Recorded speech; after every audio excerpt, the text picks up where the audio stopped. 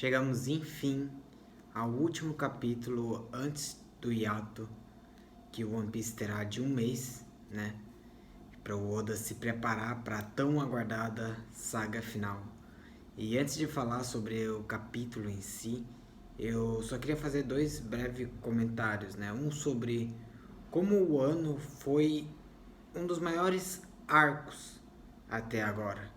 Né? E eu não digo só em questão de tamanho, né? Apesar dele ser de fato o maior até agora, com mais de 140 capítulos, né? Superando aí Dressrosa e Alabasta. Mas eu digo em questão da qualidade narrativa da história, né? Sem dúvida, um dos arcos mais inspirados do Oda aqui, que ele realmente se esforçou, assim, colocou o máximo de si aqui nessa história, em toda a trama, e que ficará para sempre lembrado, né? Será sempre lembrado pelos fãs com muito carinho e como um dos momentos auges dessa história do pirata que estica. E, e também que depois de 30 anos, de quase 30 anos de publicação, né, de One Piece, o mangá tá chegando ao seu fim. Final esse que muitos nem acreditavam que chegaria, mas esse momento tá chegando e acho que esse um mês que a gente vai ter aí de ato serve para nós, né, que estamos acompanhando essa longa jornada há tantos anos, para a gente se preparar psicologicamente, para a gente viver esse grande acontecimento, né? Então eu tô feliz que o mangá vai dar essa parada pra gente respirar e só nos resta aguardar ansiosamente e confiar em Eiichiro Oda. Então, sem mais delongas, vamos começar a análise do capítulo 1053 de One Piece. Já começando pelo título, né? Os Novos Imperadores do Mar.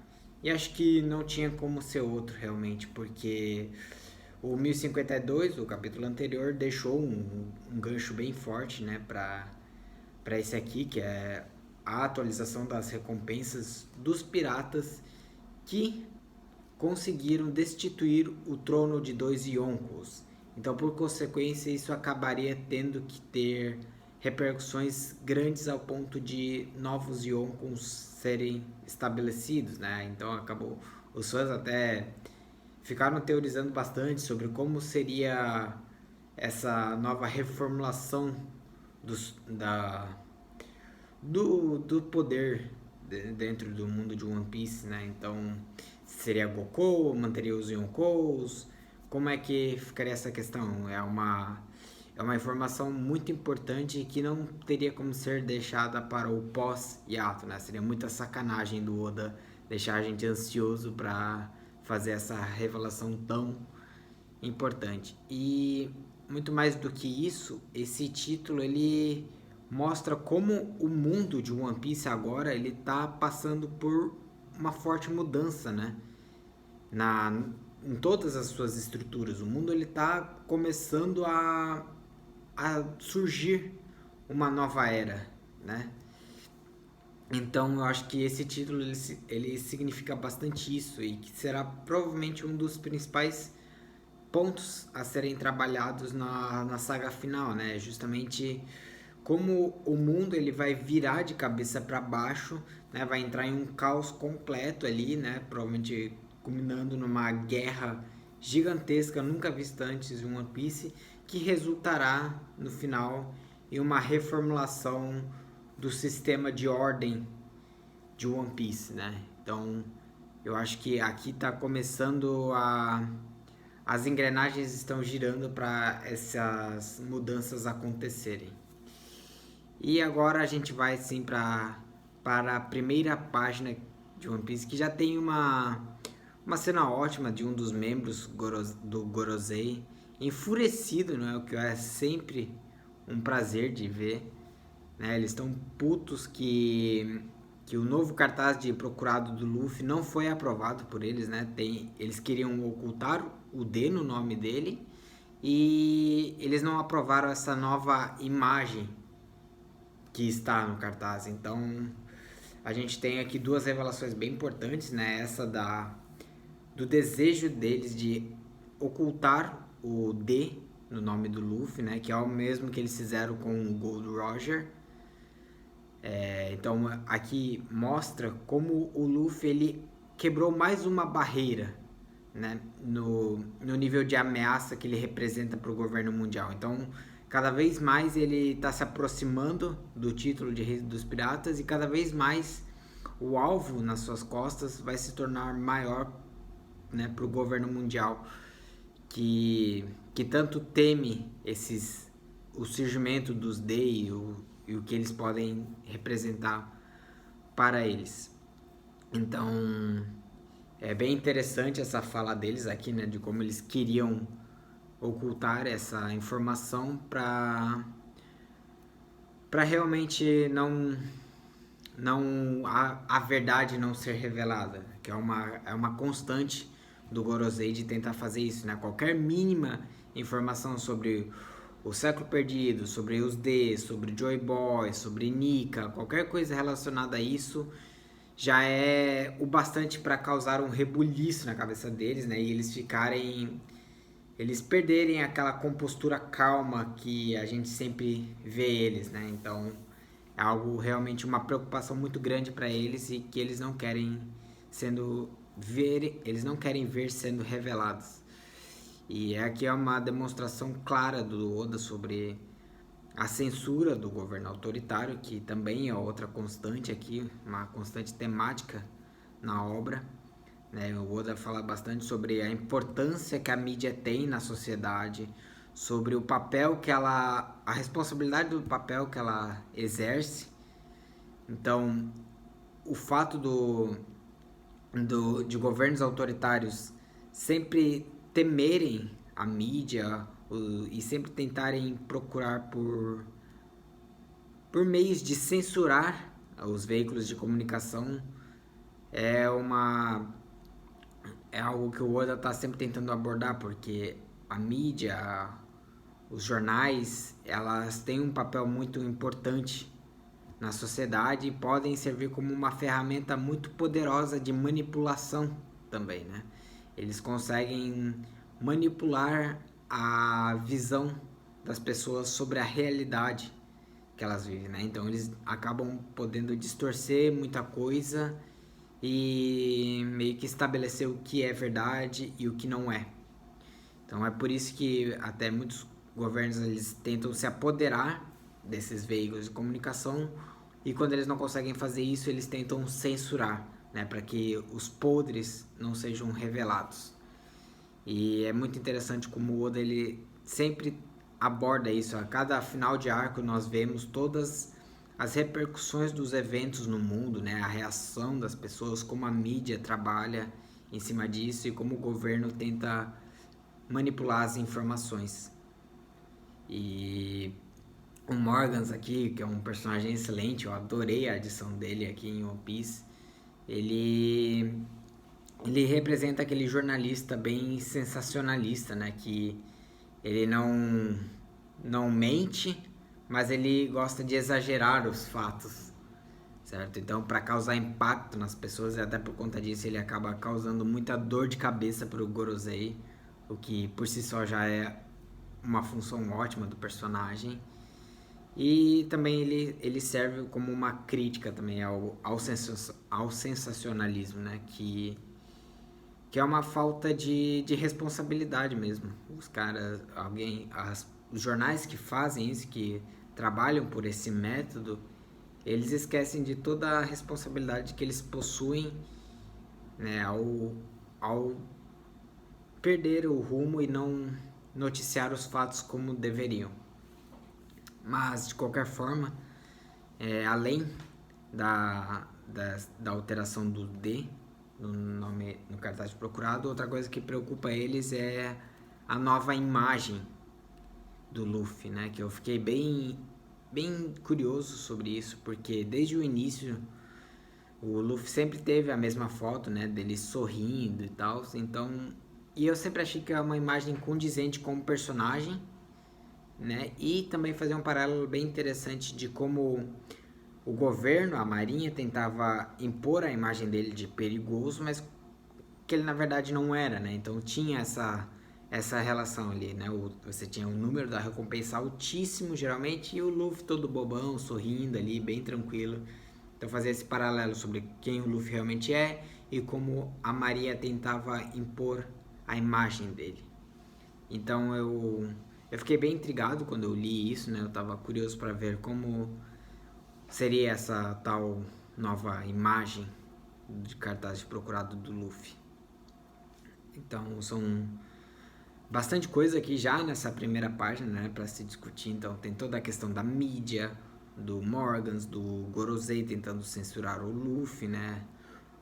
A demonstração de que o Luffy está cada vez mais influente nesse mundo, né? Então daqui para frente o Gorosei vai cada vez mais tentar manipular os seus feitos, né, e acobertar eles também. Então, em seguida, a gente tem aí a grande revelação que todos estávamos aguardando, né? As novas recompensas daqueles que derrotaram dois Yonkous, né? Os principais piratas, né? Que é o Luffy, o Kid e o Law, que foram responsáveis pela queda de Big Mom e Kaido. Então, é uma revelação aqui chocante, né? Até eu acho que é seguro dizer que todo mundo deve ter errado no bolão das recompensas. Eu sei que eu errei, né? Porque é revelado que todos eles tiveram o mesmo aumento, né? O mesmo número, que são 3 bilhões de berries. Então, não, além do Luffy estar no abaixo do esperado, né, pela maioria, eu pelo menos achei que ele alcançaria a casa dos 5 bi, né, e ficaria mais próximo ali do Roger, porque, vamos lá, ele derrotou o Kaido no mano a mano, o que é um feito impressionante. Ele despertou a fruta que o governo tanto temia, né, que é a fruta da Nika ali, e ainda foi revelado como Joy Boy. Então, por isso eu acho que ele realmente teria um aumento bem mais considerável do que o que foi apresentado aqui. Eu realmente não esperava que ele ficasse ali nos 3 bi ali. E muito menos de que ele estaria no mesmo ao nível do Lau e do Kid nesse quesito. Eu acho que pelo menos ele deveria ter ultrapassado os dois. Eu achei um pouco estranho essa igualdade que o Oda quis estabelecer, mas ele deve ter os seus motivos. Eu acho que ele fez isso para mostrar que, gente, esses 3 aqui, eles são os principais da nova era e eles estão no mesmo nível de poder. Acho que foi uma forma de não menosprezar os feitos do Kid e o Lau, que também derrotaram uma Yonkou, né, a Big Mom, apesar de terem feito isso juntos. Mas acho que foi isso que o Oda quis nos dizer. E também temos a nova foto do Luffy, né, que é ele em sua forma de Nika, o que a gente já tinha recebido a dica anteriormente, né, quando o Morgas ele estava lá em um estado de deleite com as novas informações que ele estava prestes a anunciar. Ele comenta ali sobre a aura, o visual místico de Luffy, então a gente sabia que ia ter algo a ver com a sua forma Nika. E eu fico feliz que ele não tenha transformado o novo cartaz de procurado do Luffy em uma pose badass, uma cara de bravo, assim, sabe? Ele manteve o sorriso bobão, o Luffy todo alegre, então eu fico feliz que ele manteve essa essência do personagem no cartaz dele. E outra coisa que eu fico feliz de saber é que o Apu, ele não tá no meio desses 3, né? Por ele ter sido quem noticiou grande parte dos eventos ali ocorridos para a Marinha, para o governo, para o Morgans, ele talvez pudesse ter exagerado os fatos, né, ou se colocado como um dos principais ativos ali na queda dos Yonkous. E eu fico feliz que isso não tenha acontecido, porque ele não é um personagem tão importante, sim, nem tão interessante a ponto de receber tanto destaque. certo? Então eu fico feliz que tenha ficado ali nos 3 mesmo. E claro, ainda tem muitas recompensas a serem mostradas que o Oda resolveu deixar para o pós o hiato, né? São uma dos chapéus de palha, que eu quero fazer um vídeo sobre isso, né? Sobre teorizando quais vão ser as novas recompensas dos chapéus de palha e do Killer também, né? Que deve aí chegar na casa do bilhão ou pelo menos ultrapassar ou próximo dela. Mas eu vou deixar para outro vídeo para falar sobre isso. E continuando, né? Depois da revelação das novas recompensas que estava todo mundo aguardando, a gente vê um pouco da reação de cada um, né? Com o Lau ali preocupado, né? Porque ele sabe o que tudo isso indica, né? Que a marinha vai ficar no pé deles, que mais piratas vão tentar derrubar eles, esse tipo de coisa. E o Lau, ele foge. A gente não sabe para onde, o que ele foi fazer, mas ele desaparece. O Killer, como ele já conhece bem o seu capitão, ele já imagina o que ele foi fazer, mas não é revelado ainda. Na página seguinte, a gente tem ali a preparação do banquete, né? Que eu achei muito bom que o cozinheiro ele fala sobre como dessa vez eles verificaram 3 vezes se não tinha veneno na comida, né? Fazendo uma referência ali ao que aconteceu quando o Orochi assassinou os daimyos de Wano através do envenenando a comida. Então dessa vez eles aprenderam com o erro e verificaram 3 vezes se não tinha veneno. E é muito bom que ele vai lá narrando o que ele fez, o que precisa e tal, todo o procedimento, né? E aí tu abre a cena e só tá o Jinbe lá, né? Ele como é um cara mais respeitoso, um cara mais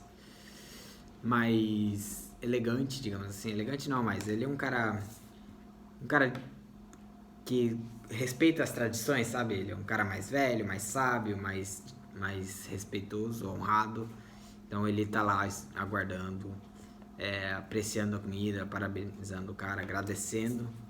Enquanto todo mundo não teve paciência para esperar as 2 horas de preparação e estão lá já comendo lá fora, o Luffy, o Amato, o Chopper já se esbanjando na comida.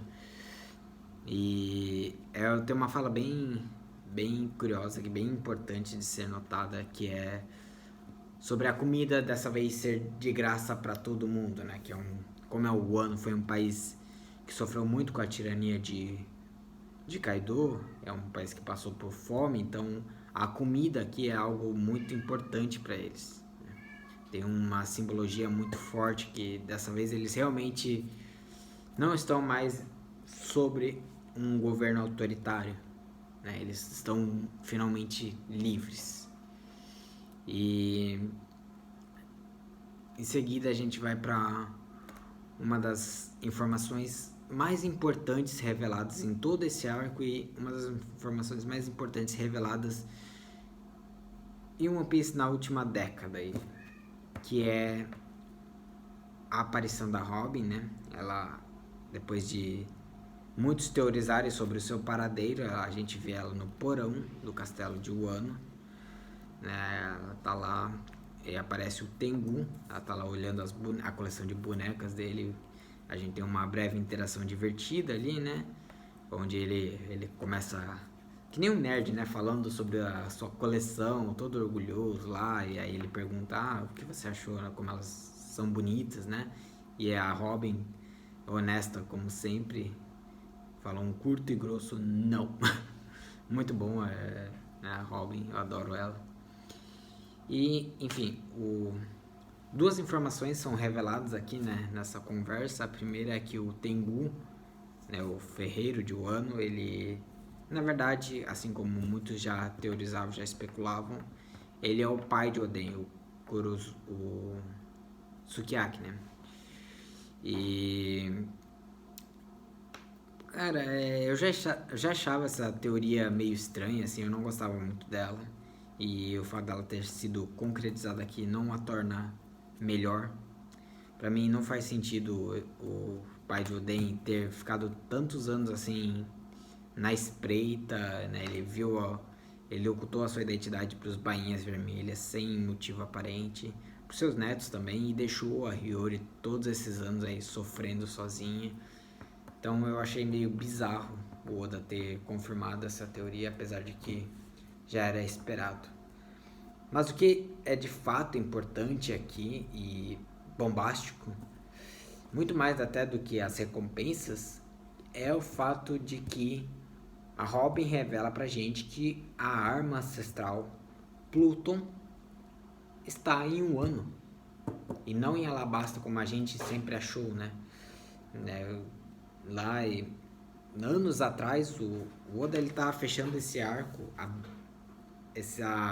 essa questão de anos atrás, lá de Alabasta, quando a Robin leu o Poneglyph pro Crocodile, nunca nos é revelado a verdadeira informação que estava contida naquele Poneglyph, e só agora ela nos conta isso, né, que o Pluton não estava em Alabasta, como muitos acreditavam, e sim em Wano. E ela guardou essa informação por tanto tempo pra gente, né, no caso. E, mano, cara, eu realmente não sei qual vai ser o próximo passo do Oda em relação a isso. Tenho certeza que muitas teorias vão surgir, mas eu ainda não sei bem o que pensar sobre isso. Mas eu tô ansioso para descobrir.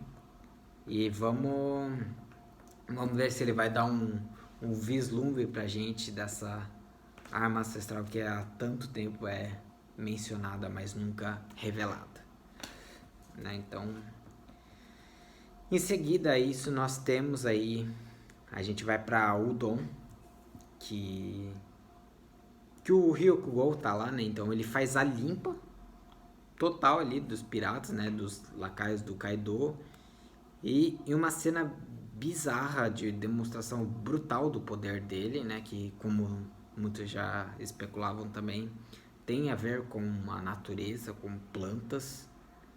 Não dá para entender ainda bem qual é a fonte da sua Akuma no Mi, qual que é a sua categoria de fato, mas dá uma ideia pra gente. E, cara, é uma cena, assim, espantosa até, porque ele tá ali perfurando, né, empalando os piratas do Kaido ali, né, e secando eles como que nem o Crocodile fazia, sabe, quando sugava a água das pessoas. Ele tá exatamente fazendo isso. E ele, pra surpresa de todo mundo, eu acho, ele tá fazendo isso com o King e com o Queen também, né? Cara, e assim, ver o Queen magro daquele jeito, seco, é bizarro, cara. Eu achei bem gráfico essa cena até, pro padrão de One Piece. E eu não esperava que ele fosse encontrar com o Queen e o King aqui. E acho que essa cena, né, o fato dele derrotar os dois comandantes mais fortes de um Yonko com tanta facilidade significa muito, né, sobre o poder desse cara e o que ele pode representar na trama, né? As dores de cabeça que esse cara vai trazer. Porque sim, eles estão enfraquecidos, mas é a simbologia que importa, né? O Oda tá deixando claro aqui pra gente que o nível almirante está muito acima de um comandante Yonko e muito mais próximo de um Yonko do que a gente imaginava, né? É isso que ele tá tentando retratar aqui. Tipo, beleza, eles não estão 100%, mas a simbologia aqui ainda é válida. Principalmente pela fala do Ryukugou, que é sobre como ele perderia a honra caso ele perdesse para dois meros comandantes, sabe? Ele fala com um desdém assim que deixa bem clara essa questão de nível de poder. Então, depois disso a gente tem uma revelação do visual dele, né, que é bem diferente do que eu esperava. Eu esperava algo mais tradicional de samurai, assim, então tem nada a ver com isso. Bem bizarro até. Tem a tatuagem ali, né? Tem aquela calça florida, uma aparência meio descabelada, meio quem não se importa com a aparência mesmo, sabe? E não é só a personalidade dele que me surpreendeu, mas sim desculpa, não é só a aparência dele que me surpreendeu, mas a sua personalidade também, né? Acho que eu fiquei muito pego pelas teorias, então eu achava que ele ia ser um cara mais bonzinho, tipo o Fujitora, e não, ele de fato não é. Ele é um almirante que nem o Akainu, assim, tanto que ele admira o almirante da frota, né? Ele tem uma grande admiração pelos seus métodos, pela sua justiça absoluta, e ele tá mais nessa vibe também, né? De mais autoritária. Tanto que ele pretende capturar o Luffy só pra ganhar um tapinha nas costas do Akainu e ouvir um bom trabalho, sabe? Tipo, eu vi ele dizer um bom trabalho, sabe? Então ele tem uma admiração bem forte pelo Akainu. E ele certamente não vai ser um dos almirantes bonzinhos que nem o Garp, o Fujitora. Ele vai ser um cara casca grossa, assim. Ele vai pra cima e vai com tudo. Pra cima dos chapéus de palha, de todo mundo ali. Ele não quer saber, ele quer caçar os piratas a todo custo. Então, outra coisa que vale ser notada aqui é como ele não teme ninguém ali, né? Ele não, aparentemente ele sabe do que o Luffy causou, né? Que ele conseguiu derrotar o Kaido. Ele sabe de todos os feitos de todo mundo ali, ele sabe que tá todo mundo ali. E mesmo assim o cara parece confiante, ele vai pra cima sem medo. Então, eu não sei se ele que tá subestimando demais, né, todo mundo ali, principalmente por eles serem mais novos, né, serem de uma nova geração, ou se nós que estamos subestimando ele por achar que o cara vai ser derrotado rápido, se ele atacar, né, porque, convenhamos, a gente viu o Luffy derrotar um Yonko, então um almirante não parece ser nada pra ele. Mas talvez ele tenha alguma carta na manga. Certamente ele deve ter alguma carta na manga. Então eu tô curioso para descobrir quais vão ser os próximos passos dele e como o Oda vai trabalhar isso. Provavelmente ele vai, se ele conseguir chegar em onde está todo mundo, ele vai atacar através de gases que nocauteiam, né, que deixa a pessoa meio zonza ou até paralisam totalmente, alguma coisa nessa vibe, apesar de que ele não parece ser esse tipo de personagem, parece alguém que vai e atacar direto de forma bem bruta. E outra coisa que eu queria mencionar antes de continuar a análise aqui é sobre como faz o fato do Ryokugou ele ser um cara mais parecido com o Akainu, é um paralelo interessante que o Oda está fazendo aqui com ele e o Fujitora serem os novos Akainu e Aokiji, né, que também tinham uma certa rivalidade e diferenças no conceito de justiça. Então a gente vê que o Fujitora ele é um forte crítico tanto ao governo mundial quanto às atitudes autoritárias do Akainu, né, e a sua justiça absoluta. Então ele está sempre nessa outra vertente que quer mudar completamente a forma de agir do governo mundial e da marinha, enquanto o Green Bull não, ele quer que seja ainda mais bruta, né? Ele quer essa vibe ali de bandido bom é bandido morto, que a gente já tá tão acostumado a ver, né, no nosso mundo hoje. Então eu gostei de como ele não fez o Green Bull ser que nem o Fujitora, como muitos teorizavam que seria. Continuando, então a gente vai ali pro festival, né? A gente vê ali todo mundo comemorando, todo mundo alegre, as pessoas felizes que a tirania acabou, né? Agora eles podem viver em paz, eles podem comer à vontade. E a gente vê o Luffy parabenizando todo mundo ali, né? Por ter ajudado na guerra, na derrota dos Yonkos, porque de fato essa não foi uma vitória somente dos Chapéus de Palha. Essa vez foi um ato em conjunto da aliança com o Lau, com os Bainhas, com os Minks, com todo mundo ali, né? Todo mundo contribuiu para essa vitória. E é bem legal ver o Luffy parabenizando todo mundo pelos seus esforços. E mostra também o caráter de não querer a glória pra si, né, do Luffy, né, da humildade dele, de como ele não tá nem aí pra isso, ele não quer dividir a carne dele, sabe?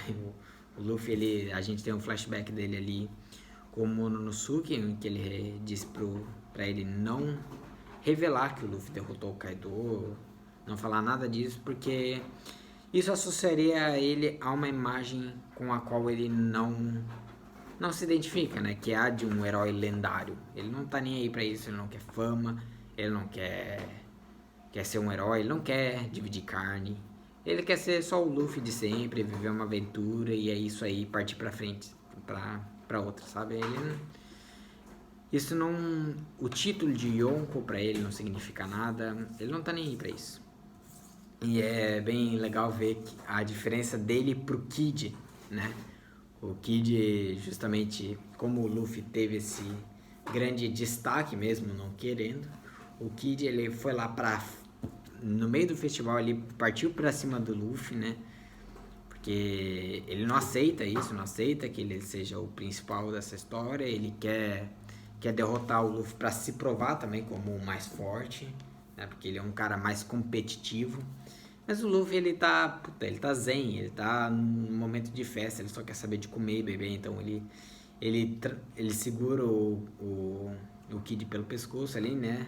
Traz ele pra perto, se abraçando como se fossem grandes amigos, e a cara de puto do Kid, enquanto o Luffy tá ali felizão, é muito boa. Eu adoro essa rivalidade dos dois aí. E o Kid, no final das contas, ele é um cara bom também. Ele não é esse marrento aí que ele finge ser, sabe? Ele... Tanto que por isso que ele não atacou sério o Luffy, né? Ele não chegou lá. Ele chegou lá só pra fazer esse papel que ele tenta se mostrar, mas no fundo ele não é de verdade. Então é bem legal isso também. E... Bom, agora no final nós temos a revelação que estávamos todos aguardando e que faz relação com o título do capítulo, né? Que é a revelação dos novos Yonkous. Então se manteve esse título, não foi Gonkou, né? Continuam sendo 4. Se mantém o Shanks e o Barba Negra como imperadores, né? Óbvio. Eu me pergunto até se o Teach não vai ter uma atualização de recompensa, porque agora o Luffy está acima dele, né, nesse quesito, e como ele vai ser provavelmente o vilão final, ele tem que estar acima do Luffy, tanto em recompensa quanto em poder, enfim.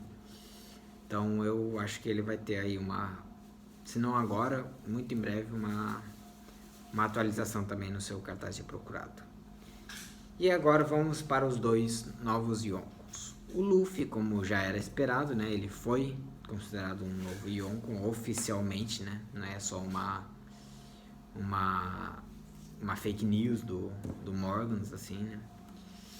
E por que o Luffy foi considerado um Yonko enquanto o Kid e o Law não?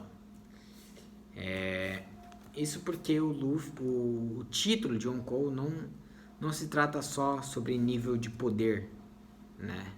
Ou sobre feitos. É sobre ter influência, sobre ter território, sobre ter realmente o poder muito além só da força física. Porque por mais que poderoso que alguém possa ser, né? Ninguém iria bater de frente com a marinha sozinho, né? Porque a marinha é um exército, é um governo.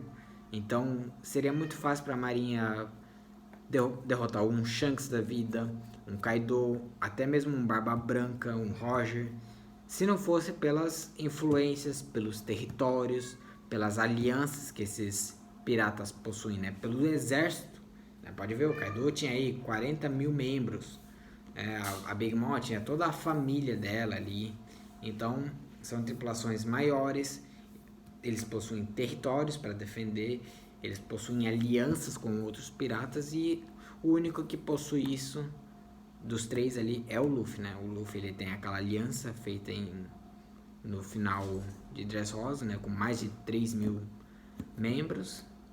Ele tem ali tecnicamente os seus territórios, que é a Ilha dos Homens Peixes, por exemplo, ele tomou da Big Mom. Então ali está sob sua proteção e a gente pode entender de certa forma que as ilhas pelas quais ele passou, né, que pertencem também aos seus companheiros, estão sob sua proteção. A gente viu isso lá em Whole Cake, quando a Big Mom ameaça matar o pai do Sanji, né, e atacar o Baratie.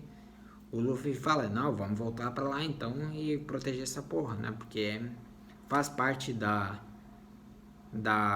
território dele, entre aspas, né? Não que ele veja dessa forma, mas é como ele tem esse laço com as ilhas, ele acaba querendo protegê-las também. Então, o Luffy tem a influência, tem aliança, tem território. Então, esses três aspectos tornam ele um Yonkou, né? Não é só a sua recompensa e a sua força monstruosa. Só isso não basta para alguém ser considerado Yonko. E, claro, né, o provável rei dos piratas, o deus da pirataria, que é o Bug, o palhaço estrela aí, né, que é a nova alcunha dele. E óbvio que ele ia ser considerado um novo Yonko, não tinha dúvida sobre isso, né. E eu acho muito bom como o Oda ele sempre consegue achar uma forma de elevar o personagem favorito dele, né, na trama e manter o Bug presente. É uma piada recorrente da obra e que é muito bem-vinda, né? Todo mundo, acho que os fãs abraçaram isso também. Esse lado cômico do Bug tá sempre sendo promovido sem querer, assim, né? Então eu tô curioso também para ver qual que vai ser, quais são os créditos que ele acabou sendo roubando de certa forma, né? Por quais atos ele está sendo creditado para ser considerado um Yonkou, né? Porque a gente viu que quando ele se tornou Shichibukai, né, pela sua grande amizade com o Shanks, ele acabou tendo esse título, né? O bando dele estava gigantesco, então ele já tem aí um forte número de membros. E a última vez que a gente viu ele, a marinha estava prestes a ser perseguida, então ele fugiu, né? A gente pode ver que ele conseguiu fugir e com isso o seu nome deve ter se tornado ainda mais importante. E depois dessa revelação, né, dos novos imperadores do mar, a gente tem aí o vislumbre do Ryokugou puto da cara, que tá todo mundo feliz, festejando, enquanto o mundo tá virando de cabeça para baixo, mergulhando em um caos absoluto. E aí ele, justamente por conta disso, por ver todos alegres ali, enquanto a marinha tá sofrendo, tadinho da marinha e do governo mundial, ele pretende acabar com essa felicidade. E novamente notem como ele sabe quem tá lá e mesmo assim ele não se amedronta, né? Ele tá indo pra ir com tudo mesmo, sabe? Então vamos ver quais que serão o que ele pretende fazer, né? E quais que são os seus poderes para ter tamanha confiança de enfrentar os piratas que derrotaram 2 Yonkous. Então, acho que é isso, né? É um capítulo que fechou muito bem para nos preparar para o hiato, né, de um mês aí e para a saga final. A gente teve aí a questão novamente da importância da mídia, da questão da censura. Novamente, gente, isso é política, tá? Isso é política clara e óbvia, assim. A questão do Morgas, a questão do Gorosei tentar censurar, as fake news, o sensacionalismo, todas essas abordagens é política. Você pode tentar ignorar isso se quiser, mas daí você está sendo burro, né?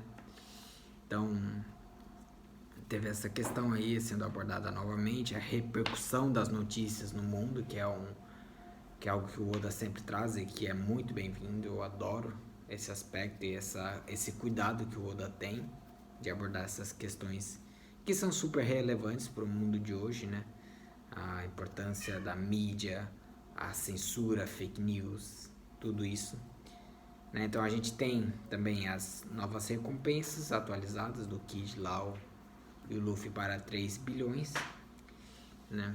Que não é o que muitos esperavam, mas também não é algo que deixa a desejar também, assim, não é algo que estraga esse momento tão importante. A gente tem a revelação bombástica de Pluton está em Wano, então vamos ver aí quais vão ser os próximos passos do Oda quanto a isso. A gente vê um pouco do poder do Ryokugou, que não fica claro ainda se ela é uma Zoan mítica, sei lá, de alguma divindade relacionada à natureza, à terra, ou uma Logia, por se tratar de elementos da natureza, ou mesmo uma paramécia especial, sei lá, homem, planta, alguma coisa assim. Mas se fosse pra chutar, eu diria que é a Zoan mítica, porque é a que mais se encaixa e ela faria com que os novos almirantes, cada um tivesse uma categoria de Akuma no Mi, né? Então o Kizaru ficaria com a Logia, com a fruta da luz, o Fujitora com a Paramécia, né? Com a fruta da gravidade, e o Green Bull dessa forma com uma Zoan mítica. Acho que ficaria bem legal, eu gostaria que fosse isso também. Então a gente vê a sua representação de poder aterrorizante, né? E vemos um pouco da sua personalidade mais similar à do Akainu, né? Alguém que não mede escrúpulos para impor a sua justiça absoluta. E vemos que ele tem um ódio bem forte dos piratas. Aí a gente tem uns momentos divertidos ali no evento, o Luffy, o Yamato e o Chopper comendo ali, se esbanjando. Vemos o Kid, né, enfurecido que o Luffy ganhou o título de Yonkou. Então temos também essa revelação dos novos Yonkous. E aí, finalizando com o Green Bull indo em direção ao Wano para começar o seu ataque. Um capítulo muito bom, sabe? Um capítulo excelente, com várias questões, tanto reveladas quanto a serem discutidas, né? E acho que assim terminou muito bem e para nos deixar teorizando e nos deixando ansiosos para o pós-hiato, para a saga final. Acho que é isso, agora só nos resta aguardar. Eu vou fazer mais vídeos, né, aproveitando aí o mês de como se diz, de carência que a gente vai ter, né, de One Piece, que vamos ficar sem. Então eu pretendo fazer um vídeo analisando todo o arco de Wano em si, né, que tem muita coisa para ser falada, para ser relembrada também. Pretendo fazer um vídeo para teorizar as novas recompensas, como eu já falei. E é isso, né? Vamos aguardar e confiar no Oda e nos preparar para a saga final. É isso, até a próxima. Não esqueça de deixar o seu like, compartilhar o vídeo, se inscrever nesse canal se você gostou. E até a próxima.